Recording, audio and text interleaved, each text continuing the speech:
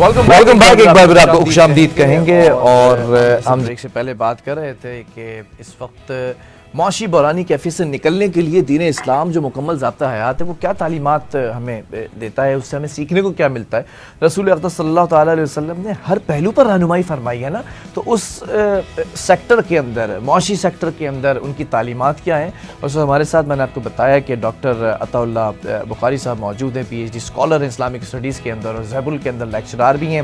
اور صاحب یہ آپ کی موجودگی کا فائدہ اٹھاتے ہوئے میں ذرا سوال کرنا چاہوں گا کہ انفرادی طور پر تو ہم نے میانہ روی بھی رکھنی ہے, انفرادی طور پر ہم نے کفایت شعوری سے بھی کام کرنا ہے, انفرادی طور پر ہمیں اسراف بھی نہیں کرنا ہے جس کی تعلیمات ہمیں رسول اقدس نے بھی دی ہیں, قرآن حکیم بھی یہی فرماتا ہے.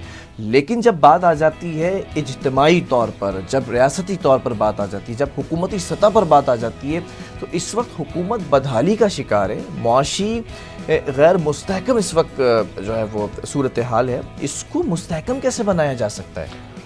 دیکھیے بہت اچھا آپ نے سوال کیا کہ حکومت کی ذمہ داریاں کیا, کیونکہ عام انسان اس وقت اس کے ذہن میں یہی چیزیں ہوتی ہیں کہ یار اگر سارے ٹیکس ہم نے ہی دینے, سارے کام ہم نے ہی کرنے ہیں تو پھر حکومت کس چیز کی ہوتی ہے, کیونکہ وہ لوگ اپنے سے اوپر والے لوگوں کو دیکھتے ہیں. اچھا, کیونکہ ان کو عوام نے منتخب کیا ہوتا ہے اور ان کو ان سے بڑی سمجھ لیجیے ہمدردیاں بھی ہوتی ہیں اور ان سے امیدیں بھی ان سے وابستہ ہوتی ہیں کہ یہ ہمارے حکمران ہمارے لیے ہمارے حق میں بہتر کریں گے. اچھا, حکومت کی جو سب سے بڑی ذمہ داری ہے, یہاں پر مجھے حضرت ابراہیم علیہ السلام کی ایک دعا بہت یاد آتی ہے. اور جیسے ابراہیم علیہ السلام جب تشریف لائے تو اس بستی کی نے دعا کی, رب اجعل ھذا بلدا آمنا وارزق اہلہ من الثمرات. دیکھیے سب سے پہلے جو انہوں نے دعا کی, اے اللہ اس بستی کو امن کا گہوارہ بنا.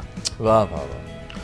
اور پھر معیشت کی دعا کی, وارزق اہلہ من الثمرات, اے اللہ پھر ان کے یہاں کے رہنے والوں پر معیشت کو آسان کر, معیشت کو بہتر کر, وافر مقدار میں رزق عطا کر. یہاں بڑی خوبصورت بات ابراہیم علیہ السلام کی اس دعا میں ہمیں ملتی ہے کہ دیکھیے انہوں نے, ابراہیم علیہ السلام نے یہ بتا دیا کہ اگر تمہارے پاس پہاڑوں سے بھرے معدنیات ہیں, زمین سے بھرے معدنیات ہوں, بھری ہوئی ہوں, آپ کے پاس تیل ہو, گیس ہو, کوئلہ ہو, XYZ کوئی بھی چیز آپ کے پاس موجود ہو, اگر امن نہیں ہے تو یہ کسی کام کی نہیں. اسی لیے پہلے دعا کی, اے اللہ اس بستی کو امن کا گہوارہ بنا.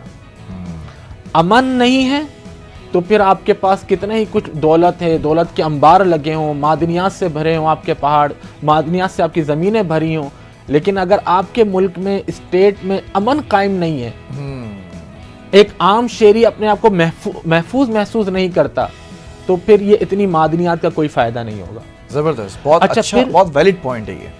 حضور صلی اللہ علیہ وآلہ وسلم جب ہجرت کر کے تشریف لائے مدینہ میں, سب سے پہلا کام امن, اور اس امن کے قیام کے لیے دو طرح کی چیزیں تھی کہ پہلے تو انصار اور مہاجرین کو آپس میں بھائی بھائی بنایا, یہ بھی امن کی ابتدا ہے کہ ایک شہر, کیونکہ آپ کو معلوم ہوگا ایک صوبے سے دوسرے صوبے میں جائیں اور دو طرح کے, دو ذہن کے, دو مزاج کے لوگ اگر آپس میں ملیں تو ایک آپ سمجھ سکتے ہیں کہ معاشرتی طور پہ ایک ہیجان کی کیفیت برپا ہو جاتی ہے. ہمارے یہاں بھی یہی کچھ ہے. آپ یہاں ایک شہر سے دوسرے شہر جائیں تو, یا دوسرے شہر سے آنے والے لوگ کراچی میں ذرا آئیں تو یہ اس طرح کے جملے سننے کو ملتے ہیں نارملی.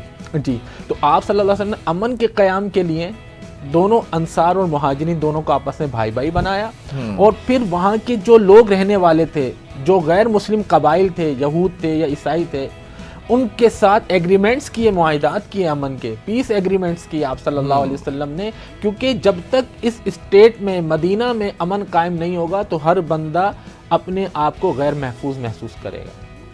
تو آپ صلی اللہ علیہ وآلہ وسلم نے جو سب سے پہلا کردار ادا کیا اسٹیٹ کی بحالی کے لیے, اسٹیٹ کو کارآمد بنانے کے لیے, اسٹیٹ کو بحران سے نکالنے کے لیے, وہ امن. تو ایک حکومتی جو ریاستی ذمہ داری ہے سب سے بڑی, وہ یہ ہے کہ اس ملک میں ہر ایک کو امن فراہم کیا جائے, ہر بندہ اپنے آپ کو محفوظ محسوس کر سکے. اچھا, دوسری جو سب سے بڑی ذمہ داری یہ ہے کہ دیکھیے کہ جو ہمیں سیرت سے ہمیں حاصل ہوتا ہے وہ یہ پتہ چلتا ہے کہ دیکھیں نمائندے جو ہوتے ہیں, ریاستی نمائندے جو ہوتے ہیں, ان کو بھی اپنا لائف اسٹائل ایسے مینٹین کرنا چاہیے, اپنے آپ کو ایسے نظر آنا چاہیے کہ عوام کو یہ محسوس ہو سکے کہ بھائی ہمارے جو نمائندے ہیں, ہمارے جو ریاستی ذمہ داران ہیں, وہ بھی ہماری طرح اسٹیٹ کو معاشی بحران سے نکالنے کے لیے سنجیدہ ہیں. اب دیکھیے کہ آپ صلی اللہ علیہ وآلہ وسلم اور صحابہ اکرام کے درمیان کیا چیز تھی؟ ساری چیزیں کامن تھی. یعنی کہ اگر جنگ میں آپ صلی اللہ علیہ وسلم موجود، صحابہ اکرام موجود، یعنی کہ شانہ بشانہ کھڑے ہونا. اگر ایک صحابی نے دکھایا کہ میرے پیٹ پہ پتھر بند ہیں، حضور اکرم صلی اللہ علیہ وسلم نے بھی دکھایا کہ میرے اگر مسجد کی تعمیر ہو رہی ہے، صحابہ اکرام پتھر اٹھا کے لا رہے ہیں آپ صلی اللہ علیہ وسلم. یہ دیکھیں کہ اسٹیٹس انہوں نے ختم کیا. ہمارے ہاں ایک عام شخص ایک بڑے ذمہ دار سے یہ امید رکھے کہ ہاں بھائی ہمارا جو طبقہ ہے، حکومتی طبقہ جو ہے، وہ بھی ہماری طرح سنجیدہ ہے، وہ بھی اسی طرح پریشان ہے جس طرح ہم پریشان ہیں. اگر ہم لیکن سوال یہ ہے ڈاکٹر صاحب، یہ جو تعلیمات ہیں، کیا یہ اس وقت جو پولیٹیشینز ہیں، اس وقت جو شخصیات ہیں جو ملک کی باغ ڈور سنبھالے ہوئے ہیں، کیا ان کو نہیں معلوم؟ ان کے پاس تو پورے علماء کا پینل بھی ہے، تو کیا جو علماء ہیں وہاں پہ، مشائخ ہیں، جو لوگ وہاں پر ہیں، تو کیا وہ یہ چیزیں نہیں بتا سکتے ان کو، یا بتاتے نہیں؟ بات دراصل یہ ہے کہ اس میں سنجیدہ اور خلوص نیت ہونا بہت ضروری ہے. ساری چیزیں موجود ہیں. اب آپ دیکھیں نا، چائنا کو اگر آپ دیکھیں، ایک وقت اس کے اوپر بھی اس طرح کے مسائل تھے، لیکن انہوں نے اس کا حل نکالا. اور اس طرح آج بے شمار اسٹیٹس آپ کے سامنے جو ترقی یافتہ اقوام ہیں، ترقی یافتہ ممالک ہیں، اگر آپ ان کے ماضی کو دیکھیں، پاسٹ کو دیکھیں، تو وہ اس معاشی بحران سے نکل چکے ہیں. لیکن نکلے کیسے؟ وہ نکلے اسی طرح سے کہ انہوں نے اپنی پالیسیز پر نظر ثانی کی. جہاں جہاں ایررز تھے، جہاں جہاں مسائل تھے، ان مسائل کو حل کیا. عوام کے ساتھ اپنا کنیکشن مضبوط کیا، عوام کے ساتھ اپنے آپ کو مضبوط بنایا، عوام کے کنیکشن ان کو اپنے آپس میں انہوں نے. ٹھیک ہے. اچھا ڈاکٹر صاحب، ہم کہتے ہیں بے برکتی، ہمیشہ ہم نے یہ ورڈ سنا ہوگا کہ اب رزق میں برکت نہیں رہی ہے، سیلری میں برکت نہیں رہی ہے. ہر وقت ہر شخص بے برکتی کا ذکر کر رہا ہوتا ہے کہ پہلے تو اس سیلری میں پورا ہو جایا کرتا تھا، اب لگتا ہے کہ اس پیسے میں برکت نہیں ہے. یہ بے برکتی ہے کیوں؟ اور اسی کے ساتھ ایک کنیکٹنگ سوال ہے، رزق میں، مال میں برکت ہوتی کیا ہے بیسیکلی؟ بہت ہی زبردست آپ نے سوال کیا ماشاءاللہ. اور اس حوالے سے کافی لوگ پریشان بھی ہوتے ہیں کہ یار برکت نہیں ہے، برکت نہیں ہے، رزق میں برکت نہیں ہے، کیا کریں؟ یاد رکھیں کہ میں اپنے ناظرین سے کہوں گا کہ زیادتی دولت کا نام برکت نہیں ہے. اچھا، یہ بات ہمارے ذہنوں میں ہونی چاہیے کہ اگر کسی کے پاس کروڑوں اربوں روپے ہیں تو وہ یہ نہ سمجھے کہ میرے رزق میں برکت ہے. ہم نے ہماری معاشرے میں ایسے بے شمار افراد ہیں جو کروڑوں اربوں کے مالک ہیں، لیکن تکالیف میں ہیں، مشکلات میں ہیں، پریشان ہیں. اور کچھ ایسے چہرے بھی ہمیں دیکھنے کو ملتے ہیں جن کے پاس کچھ نہیں، فقیرانہ زندگی ہے اور اپنی زندگی میں وہ مگن ہیں، خوش ہیں. تو برکت اصل میں کیا چیز ہے؟ برکت اصل میں اس چیز کا نام ہے کہ جو اللہ کی طرف سے آپ کے پاس نعمت ہے، اس میں اللہ کا فضل کتنا شامل ہے. اللہ کا فضل جس نعمت میں شامل ہوگا تو وہ سمجھ لیجئے اس مال میں، اس نعمت میں، اس دولت میں برکت ہوگی.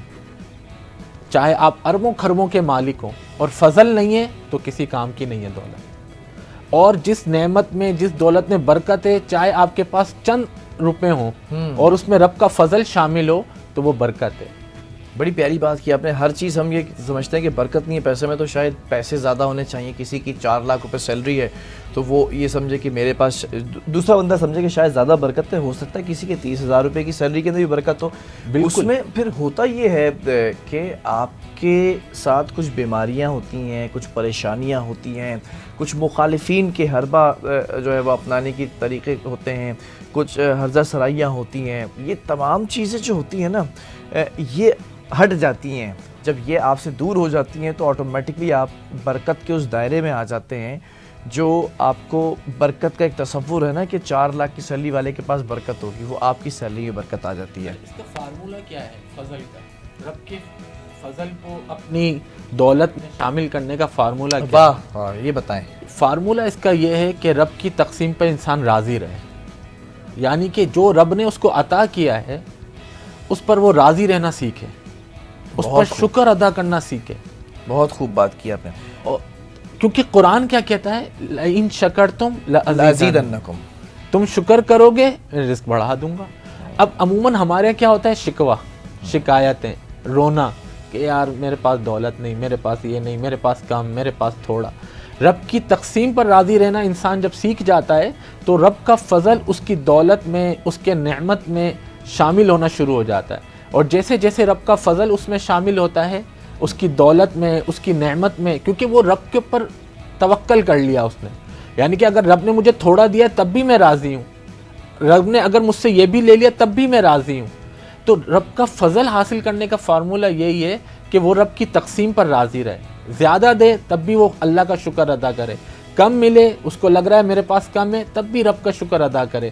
اب یہ نہیں کہ کم لگ رہا ہے تو میں کہیں رشوت لے لوں, کم لگ رہا ہے تو میں اپنی خواہشات پوری کرنے کے لیے کرپشن شروع کر دوں. نہیں, اپنے آپ کے اپنے کاروبار کو, اپنے معاملات کو دھوکہ دہی, جھوٹ, فراڈ, ان چیزوں سے دور رکھے اور اپنے رب کا فضل تلاش کرے, اس پر راضی رہنے کی کوشش کریں. میں ایک سوال کی طرف اور آؤں گا, لیکن اس سوال سے پہلے میں آپ کو ایک یہاں پر بات بتا دوں. میری اپنی پرسنل ذاتی زندگی کی پریکٹس ہے, آپ چاہے حلال کمائیں چاہے حرام کمائیں, جتنا آپ کے نصیب میں لکھا ہے نا ملنا اتنا ہی ہے آپ کو. اگر زندگی میں لکھا ہے آپ کے کہ آپ کو محل بنانا ہے تو حرام بھی کمائیں گے تب بھی وہی محل بنائیں گے, حلال کمائیں گے تب بھی وہی محل بنائیں گے. جو لکھا ہے وہ آپ کے پاس واپس لوٹ کر آئے گا. لیکن سوال یہ پیدا ہوتا ہے کہ آپ نے اپنے نامہ اعمال میں اس چیز کے لیے حلالی لکھوایا ہے یا حرام قرار دیے گئے ہیں آپ. یہ ذرا سوچنا ہوتا ہے. آتا وہی ہے. ایک چھوٹے سے وقفے کی طرف جا رہے ہیں, وقفے سے جب واپس آئیں گے تو ایک اور سوال بڑا امپورٹنٹ ہے جس کے اوپر بات کرنا انتہائی ضروری ہے. ایک چھوٹا سا بریک ہے.